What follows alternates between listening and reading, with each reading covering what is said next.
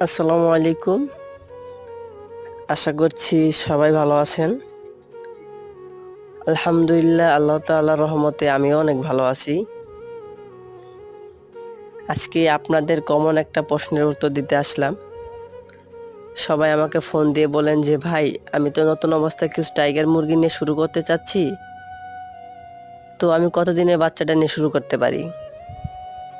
আসলে যদি কেউ নতুন অবস্থায় টাইগার মুরগি নিয়ে শুরু করতে চান, তাহলে আপনার প্রথম অবস্থায় 15 থেকে 20 দিনের যে বাচ্চাটা আছে এটা নিয়ে শুরু করতে পারেন। যদি কারো হালকা অভিজ্ঞতা থাকে তাহলে আপনারা জিরো বাচ্চা নিয়ে শুরু করতে পারেন, সমস্যা নেই। আর যদি নতুন অবস্থায় হন তাহলে আমার হিসাবে আপনার 15 থেকে 20 দিনের যে বাচ্চাটা এটা নিয়ে বেস্ট হবে, চাইলে এটা নিয়ে শুরু করতে